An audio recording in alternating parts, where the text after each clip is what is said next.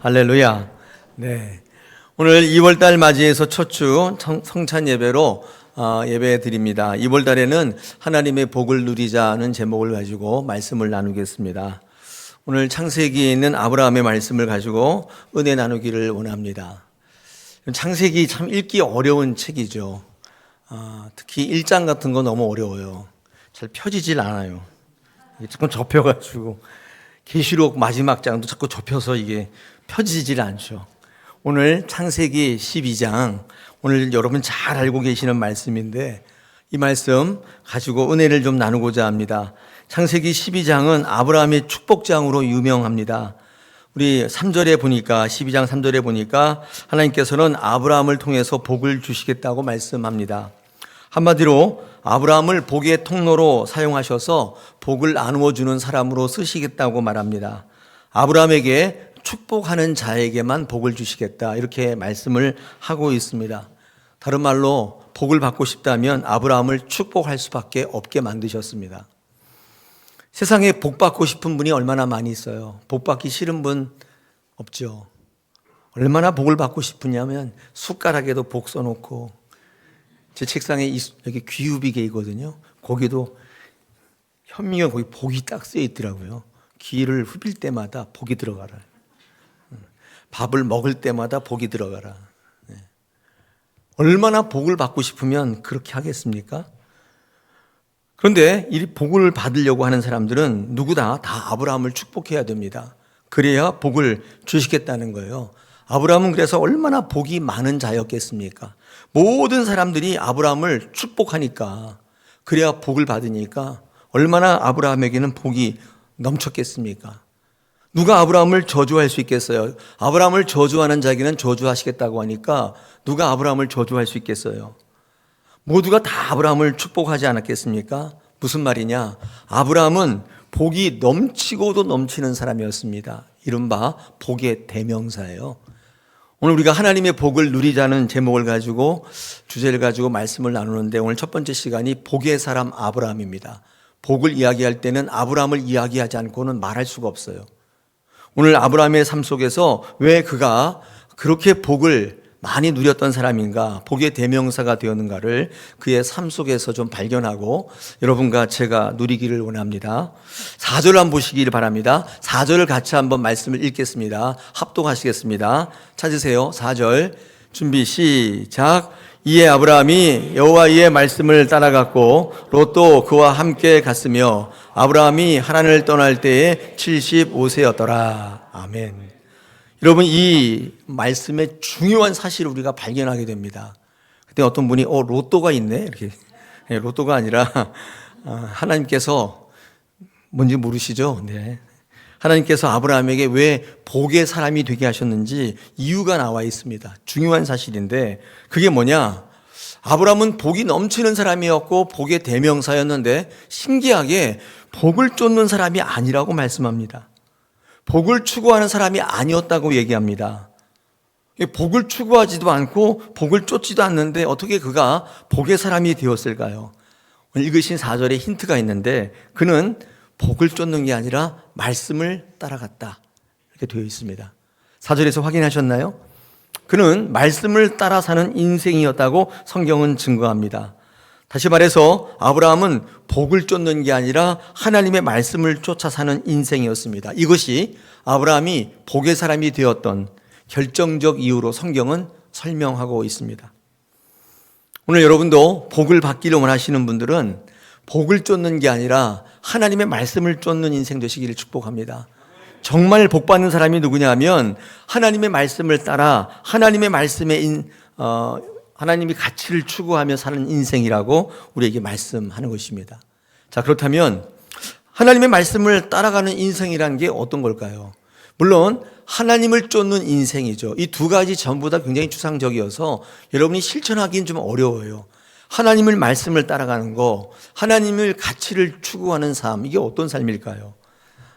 오늘 주신 본문 속에서 몇 가지 같이 나누기를 원합니다. 첫 번째, 제가 이렇게 주제를 정해봤습니다. 더 좋은 것을 바라보는 삶. 이게 하나님의 말씀을 따라가는 삶이라고 보여집니다. 이게 무슨 말이냐면 아브라함의 삶 속에서 우리가 발견할 수 있는데, 아브라함은 하란을 떠나서 가나안을 향해 떠나는 삶이었다고 오늘 5절 하반절에 그렇게 말씀하고 있습니다. 이게 무슨 말이냐? 하란 땅을 떠나서 가나안 땅으로 갔다는 뜻인데, 하란 땅은 어떤 땅이냐면 굉장히 좋은 땅이에요. 근데 가나안 땅은 미지의 땅이에요. 좋은지 가봐야 알아요. 불분명해요. 불확실해요.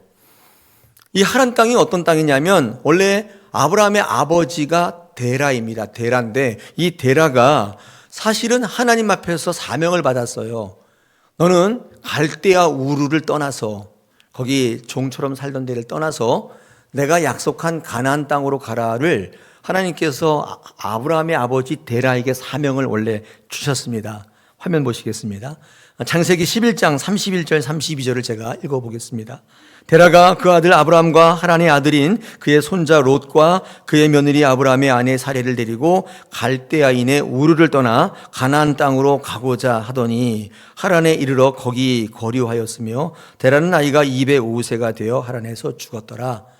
여러분, 가나안 땅에 가고자 하는 건 누구에게 주신 거예요? 데라에게 주신 거예요. 아브라함에게 주신 게 아니에요. 그죠? 성경을 좀 읽어보시면 이 사실을 알 수 있습니다.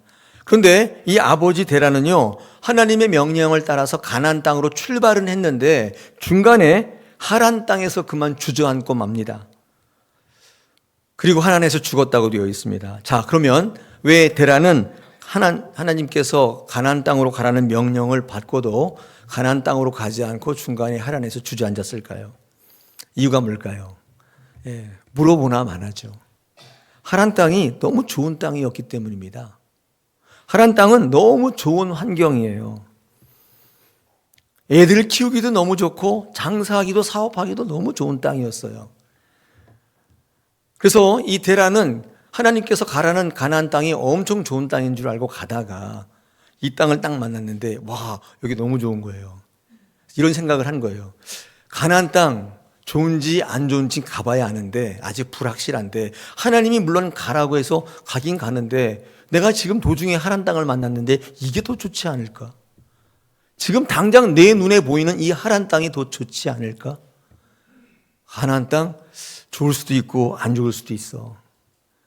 보이지 않고 손에 잡히지 않는 가나안 땅을 가기보다는 차라리 여기서 눌러 앉자. 이렇게 생각했지 않았을까요? 그러나 아무리 좋은 땅이라도 가나안 땅으로 가는 도중에 만난 하란 땅은 목적지가 아니에요. 하나님이 주시고자 하는 좋은 땅이 아니었단 말이죠. 그럼에도 불구하고 데라는 이 하란 땅이 좋아서 그곳에 머물렀던 것입니다. 지금 말씀드리는 것처럼 확실하게 보이는 땅을 붙잡은 거예요. 보이지 않는 불확실한 가나안 땅으로 가기보다는 좋은 땅, 확실한 땅 머문 것입니다.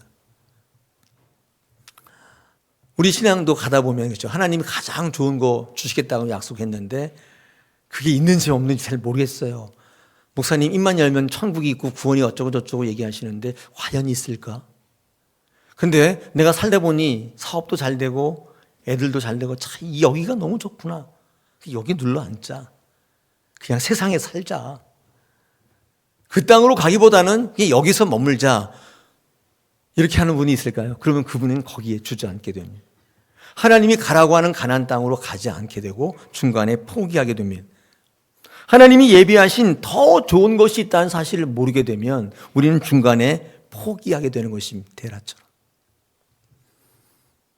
사랑하는 성도 여러분, 신앙은 좋은 것에 유혹을 뿌리치고 더 좋은 것을 향해 달려가는 경주와 같습니다.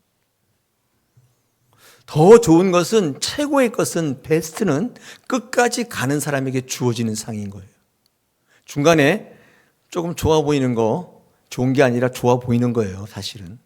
거기에 머물게 되면 하나님께서 우리에게 예비하신 베스트를 얻기가 어렵다. 데라는 한마디로 좋은 것에 그치는 인생이었습니다. 아니, 더 정확히 말씀드리면 좋아 보이는 것에 그쳤어요. 데라가 추구하는 하란 땅이 좋은 것인지 좋아 보이는 것인지 우리는 물어야 할 것입니다. 여러분이 추구하는 것이 좋은 것이 정말 좋은 것인지 좋아 보이는 것인지 물으셔야 돼요. 성경은 이런 데라를 향해서 복의 사람이라고 말하지 않고 우상 숭배자라고 말합니다. 화면 보시겠습니다. 여호수아 24장, 여호수아의 고별 설교장인데 여호수아가 고별 설교하면서 이 데라를 언급합니다. 제가 읽어보겠습니다. 2절에서 여호수아가 모든 백성에게 이르되 이스라엘의 하나님 여호와께서 이같이 말씀하시기를 옛적에 너희 조상들 곧 아브라함의 아버지 나홀의 아버지 데라가 강 저쪽에 거주하며 다른 신들을 섬겼다 얘기도 있습니다. 아브라함의 아버지가 하란 땅에서 우상을 섬겼다 그 뜻입니다.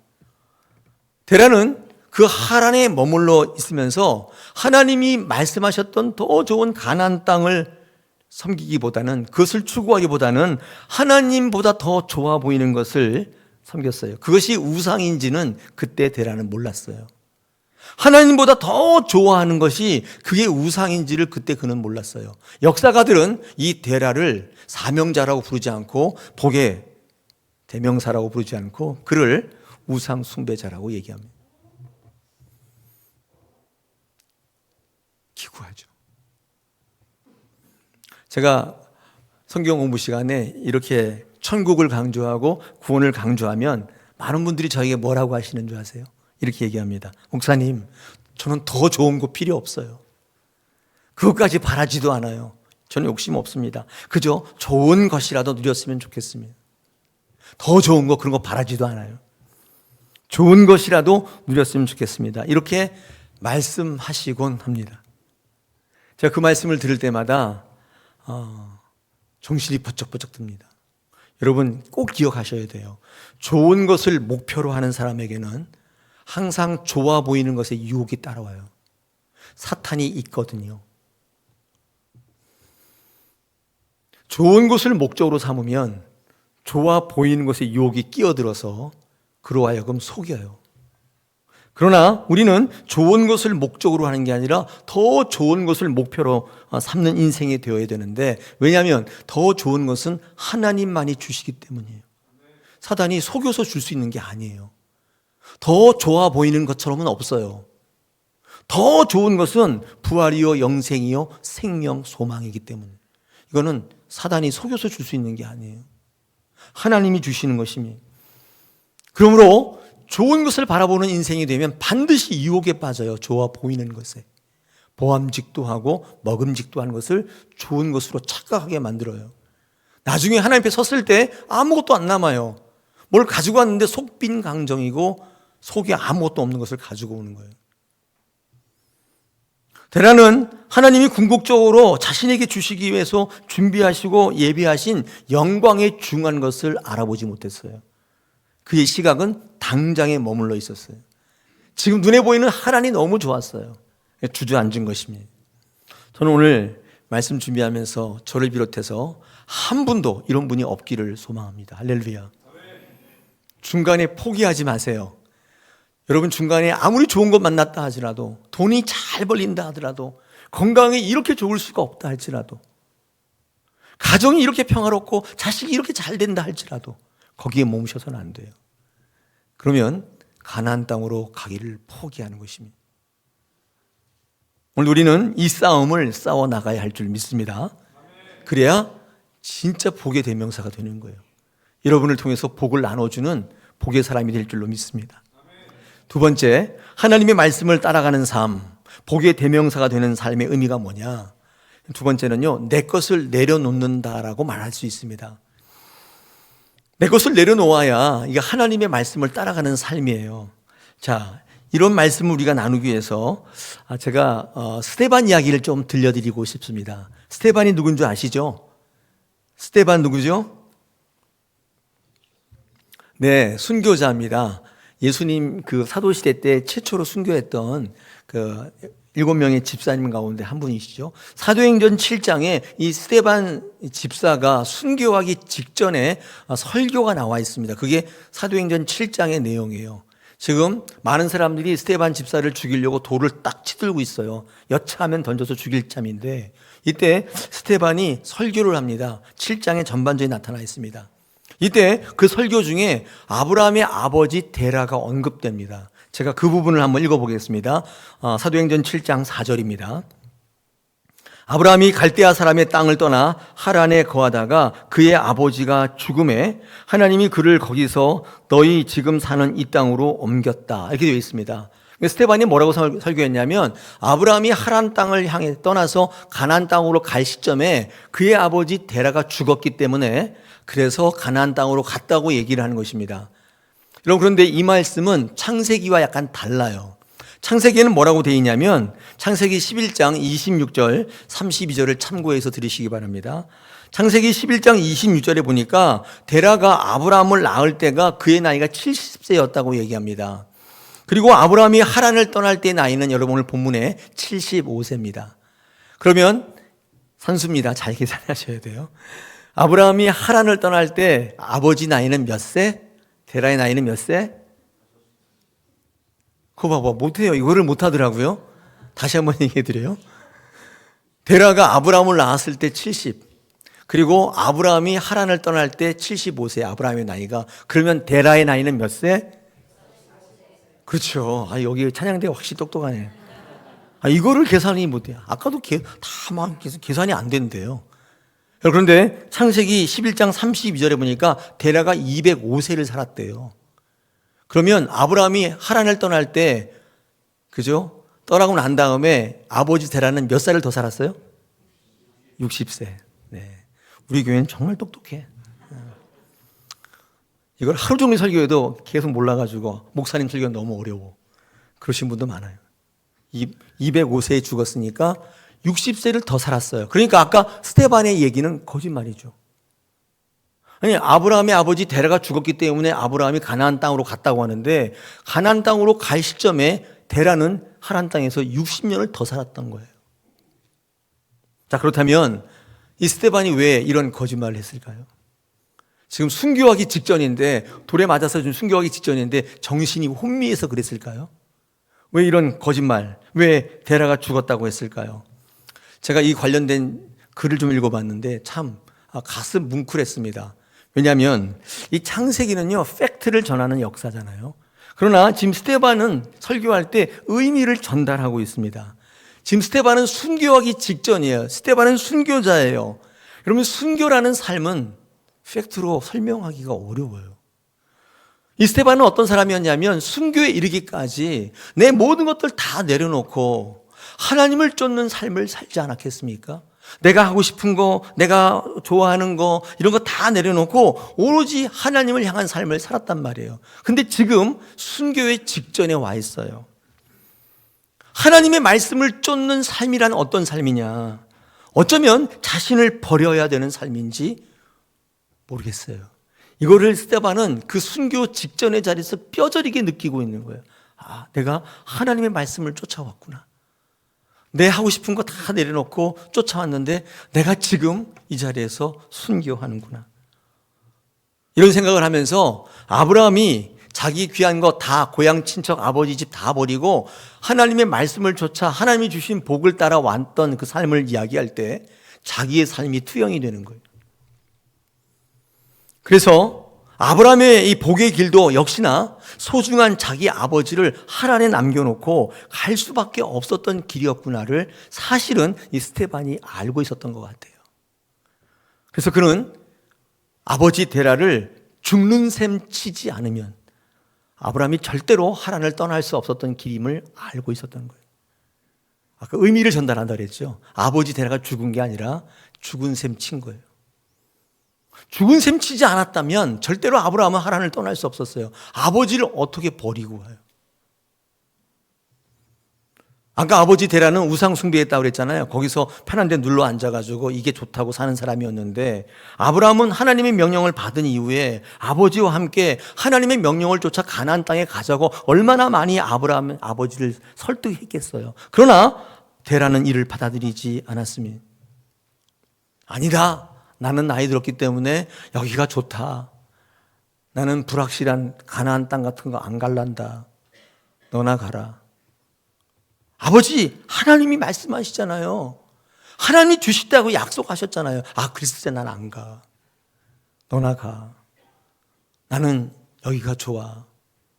친구도 있고 즐거운 일도 있고 돈도 많이 벌리고 그런데 내가 어딜 가. 그러지 않았겠냐는 거예요. 설득이 안 되는 거예요. 스데반이 이걸 알았겠죠. 아버지를 죽음센 치지 않으면 절대로 가나안 땅으로 갈 수 없다는 사실을 알았던 것입니다. 그래서 아브라함은 굉장히 괴로웠을 거예요. 상당한 갈등이 있었을 겁니다. 그러나 마침내 아브라함은 아버지 데라의 우상 숭배의 이 악순환을 효도의 이름으로 자식의 이름으로 물려받지 않기로 결정했어요. 그 악순환의 고리를 끊었던 것입니다. 떠나지 않으면 불가능한 일이었어요. 이 스데반은 이런 삶을 자신의 삶과 투영해서 자신의 죽음 직전의 설교에 이 말씀을 넣었어요. 내가 원하는 것, 내가 바라는 것 모두를 가지고는 갈 수 없는 길인, 그게 말씀을 쫓는 삶이구나. 이것을 스데반은 철저히 알았던 거예요. 아브라함도 마찬가지입니다. 그래서 고향 친척 아버지 집을 떠나서 아버지를 그 땅에 버려두고도 갈 수밖에 없었던 길이었습니다. 결국 아브라함은 아버지의 우상의 숭배의 뜻을 쫓는 게 아니라 하나님의 말씀을 쫓아갔다고 성경은 이야기하고, 성경은 그 아브라함을 복의 사람, 복의 대명사라고 부르고 있는 것입니다.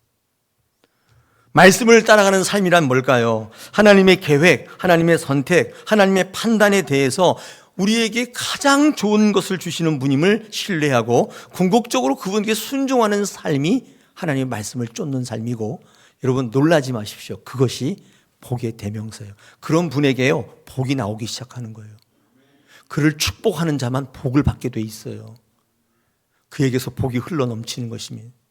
할렐루야. 복을 쫓는다고 복의 사람이 되면 다 되게요? 그런 게 아닙니다. 돈 하면 살면 돈이 벌려요? 아닙니다. 복 하면서 하면 복의 사람이 돼요? 아닙니다. 하나님의 뜻을 쫓아 하나님의 말씀을 따라 사는 삶이 복의 사람이라고 성경은 우리에게 이야기합니다. 그러므로 아브라함은 좋은 것, 귀한 것, 아버지의 고향과 친척과 집을 다 버리고 가나안 땅으로 가는 결단으로 그의 복의 결단이 드러났던 거예요. 우리는 아브라함의 삶 속에서 그가 왜 복의 사람이 되었는지를 알 수 있습니다. 할렐루야. 여러분 좋아하는 게 뭐예요? 누리시길 축복합니다. 다 하고 사십시오. 괜찮습니다. 다만 하나님을 쫓는 일을 중간에 중단치 마세요. 그것 때문에. 그건 참으로 어리석은 것입니다. 만약에 하나님의 나라와 하나님의 복을 누리기 위해서 그것을 잠시 내려놓아야 한다면 하나님께 기도하세요. 용기를 달라고.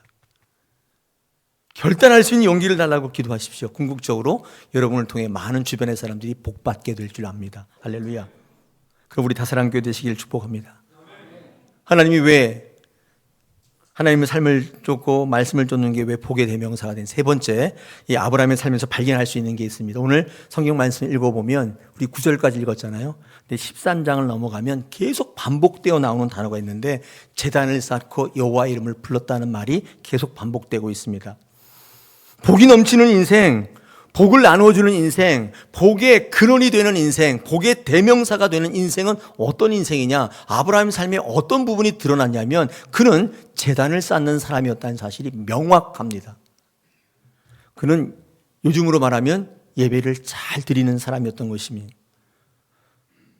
아브라함은요, 가는 곳곳마다 뭐 했냐면 단을 쌓고 제사를 드렸다고 되어 있습니다. 예배를 드렸다는 거예요.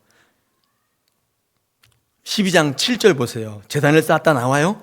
8절 보세요. 나와요? 대답하세요. 네. 그다음에 13장 4절에 보니까 나와요, 안 나와요? 나와요. 13장 18절에도 나와요, 안 나와요?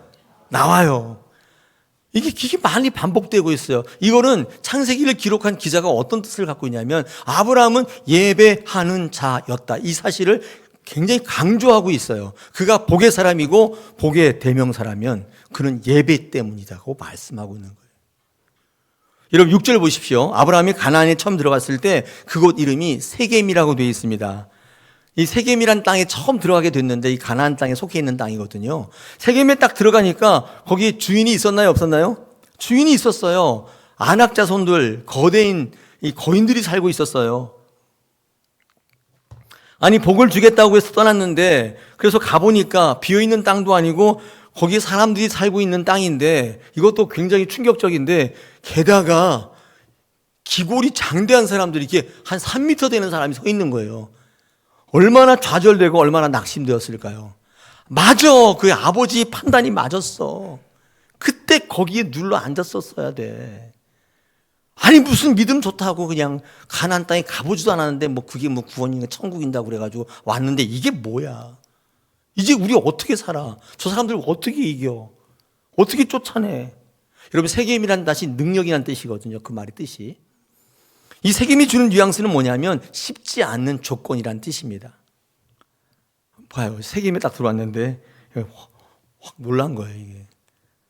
그때 데라처럼 했었어야 되는데, 그때 포기했었어야 되는데, 그때 신앙이고 뭐고 다 때려쳤어야 되는데, 그때 했었어야 되는데, 그런 생각을 하게 된다는 뜻입니다. 제가 목회하고 신앙생활을 해보니까요, 하나님을 믿고 하나님 명령하고 명령에 순종하고자 하는 사람, 하나님 믿는 사람들에게 제일 먼저 찾아오는 것은 복이 아니라 이 세겜일 때가 정말 많습니다. 많은 분들이 떠나가는 것입니다. 잘못 왔다지. 그때 그 친구 말을 들었어야 되는데, 그때 이거 그냥 끊었어야 되는데, 이제는 어떻게 발도 못 빼고. 아브라함은 실망하고 좌절했겠죠. 근데 중요한 사실이 있습니다. 그렇다고 아브라함이 포기한 게 아니에요. 하란으로 돌아간 게 아니라 기억하십시오. 오히려 아브라함은 예배를 선포하며 하나님의 개입을 간구하고 있었습니다. 이게 놀랄 노자인 거예요. 이게 복의 이유였던 거예요. 우리는 살아가면서 세겜을 만날 때 있다는 거예요. 예수 믿고자 했는데 그 약속 믿고 따라왔는데 딱 와보니까 와, 이건 아닌 거예요. 그럴 때 있습니다. 여러분 그때 어떻게 하시겠어요? 이때 복의 사람이 되냐 멸망의 사람이 되냐 기점이 딱 갈리는 거예요. 그때 아브라함은 어떻게 했다고요? 카톡을 쳤다는 게 아니라 내 카톡 소리 대사를 까먹었어요. 아브라함은 예배를 선포했다. 여러분 꼭 기억하십시오. 자, 여기서 제 은혜를 한번 같이 나누기를 원하는데 왜 이렇게 힘든지 모르겠어요.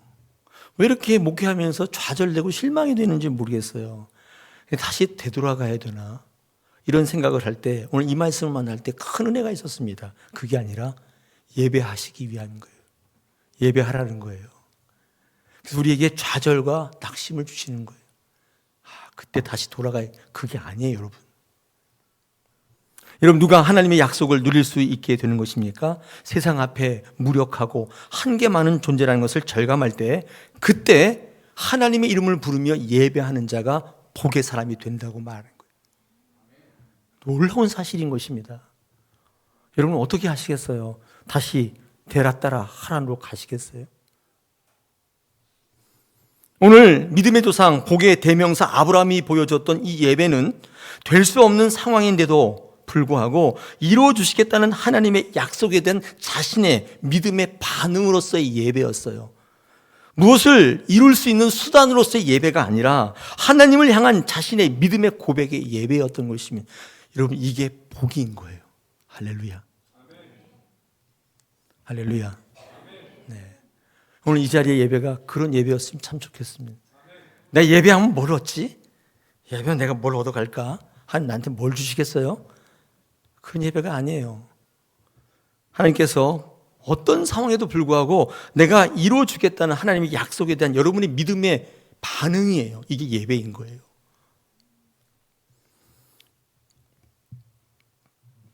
오늘 8절 9절에 보니까 이 아브라함이 이 서 있는데 서쪽으로는 베델이고 동쪽으로는 아이라고 되어 있어요. 이거 하나 더 말씀 나누고 말씀 마치겠습니다. 아브라함이 서 있는데 서쪽은 어디예요? 베델. 동쪽은 어디예요? 아이. 근데 오늘 8절의 하반절에 보니까 그가 그곳에서 여호와께 제단을 쌓고 여호와의 이름을 부르니까 어떻게 됐대요? 9절에? 어떻게 됐다고요? 남방으로 갔다. 남방이란 뜻은 더 좋은 곳으로 가게 되었다. 그 뜻입니다. 네. 자, 그런데 한번 생각해 보겠습니다. 아브라함이 지금 서 있는 자리가 어디냐면 서쪽으로는 베델, 동쪽으로는 아이입니다. 그 가운데 딱 서 있는 거예요. 이 베델이라는 뜻은 뭐냐면 하나님의 집, 그런 뜻이죠. 이 아이라는 뜻은 뭐냐? 이거는 세상입니다. 세상. 폐허란 뜻이에요. 근데 우리는 항상 어디 서 있냐면 그 가운데에 서 있는 것입니다. 그래서 하나님의 집으로 갈지 세상으로 갈지 헷갈려요. 여러분 서 있는 자리가 그거 아니에요? 오늘 아침에도 그러지 않으셨어요? 교회로 갈까? 딴 데로 갈까? 헷갈리지 않으셨어요? 네. 고맙습니다. 근데 그러시는 분이 많은 것 같아요. 제가 이렇게 보니까. 근데 아브라함도 똑같이 그 가운데 서 있었다는 거예요. 그러니까 하나님의 집으로 가자니 세상이 너무 좋아 보이고 할 게 너무 많고, 세상에 있자니 하나님이 무섭고, 이거 어떻게 해야 되지? 이럴 때 아브라함은 어떤 사람이었냐면 하나님의 말씀을 쫓아갔던 사람이에요. 다시 말해서 예배를 선택했어요. 그때 어떻게 됐다고요? 남방으로 갔다. 여러분, 말씀을 따라 사는 삶이 복이라고 오늘 말씀합니다. 그 복의 삶이라는 것은 예배의 삶이라는 사실을 분명히 하고 있는 것입니다. 베델의 가치를 둘 것인가, 아이를 목표로 살아 갈등될 때 말씀을 쫓아가시기를 바라는 것입니다. 자, 이 남방으로 갔다고 이 아브라함이 더 좋아졌다고 하는데 그렇지 않은 사람이 하나 있는데, 우리 1절에 보니까 뭐라고 되어 있냐고, 12장 1절 다시 한번 보겠습니다. 거기 뭐라고 되어 있어요? 떠날 때 누구랑 같이 갔다고요? 네, 롯도 같이 갔다 그랬죠. 롯도 3절, 아니요, 그 롯도도 같이 갔다. 우리 4절에 롯도가 아니라 롯도 같이 갔다는 거죠. 네, 롯도 같이 갔는데 여러분, 똑같이 시작이 똑같은데 롯과 아브라함의 삶은 완전히 달라요. 결과가 달랐어요. 그 이유가 뭘까? 아브라함은요, 헤브론을 선택하는데 척박한 땅 헤브론을 선택해요. 우리 창세기 13장에 딱 놓고 선택하라 그럴 때 아브라함은 헤브론 땅을 딱 선택하는데, 이 롯은요, 딱 보니까 눈에 좋은 땅, 여호와의 물된 동산 같은 땅, 소돔과 고모라를 딱 선택해요. 와, 여러분, 소돔과 고모라가 그때는 에덴 동산 같아 보였대요. 끝내주시지 않아요? 그때도 막 유황불이 떨어지고 그런 땅이 아니라 그때는 너무 좋은 물된 동산 같은 땅이었다고 돼 있어요. 선택을 다르게 했어요. 여러분, 이게 어떤 차이에서 오는 차이인 줄 아세요? 저는 성경을 읽을 때 창세기 어디에도 롯이 하나님 앞에 예배를 드렸다는 구절을 찾아볼 수가 없어요. 그는 늘 형편에 따라 자신의 이유를 따라 예배 드리지 않았어요. 예배 자리 없었어요. 그는 삶을 쫓아 살았던 사람입니다. 눈에 보이는 좋은 것을 선택하게 되죠. 그러나 아브라함은 가는 곳곳마다 단을 쌓고 여호와 이름을 부른 사람이었어요. 여호와 이름을 부른다는 것은 예배하는 것이기도 하고 기도하는 것이기도 하고 찬양하는 것이기도 합니다. 아브라함은 어디를 가든지 예배하고 경배하고 기도하는 존재였다는 것입니다. 이게 그들의 인생을 다르게 만들었던 결정적 이유예요. 저는 예배 안 드려도 지금 잘 사는데요, 과연 그럴까요? 우리는 하나님이 더 좋은 것을 바라보는 성도들이라는 것을 잊지 마셔야 돼요. 사랑하는 여러분, 믿음을 시작하는 이들에게, 우리의 자녀에게 예배를 가르쳐 줘야 돼요. 이 아브라함은 어디서 배웠는지 참 좋은 습관이 있는데, 제단을 쌓고 단을 쌓고 이 제사하는 거, 이런 놀라운 습관이 있었어요. 누가 알려줬는지? 아버지가 가르쳐 줬겠죠. 예배하는 습관. 여러분, 예배는요, 한두 번 빠지는 것은 댐에 난 작은 구멍 같아요. 지금은 아무렇지도 않아요. 그런데 이 작은 구멍이 커져요. 제가 어떤 글을 읽었더니 그렇게 돼 있어요. 댐에 작은 구멍. 물이 쫄쫄쫄 아무것도 아닌 것처럼 보이는데 그게 커지기 시작하는 거예요. 여러분, 다사랑교회가 예배를 왜 이렇게 강조하냐면 그것이 결정적인 복의 이유이기 때문인 것입니다. 아무리 강조해도 지나침이 없는 거예요. 이 결정적인 순간에 목이 잠기네, 이거. 네.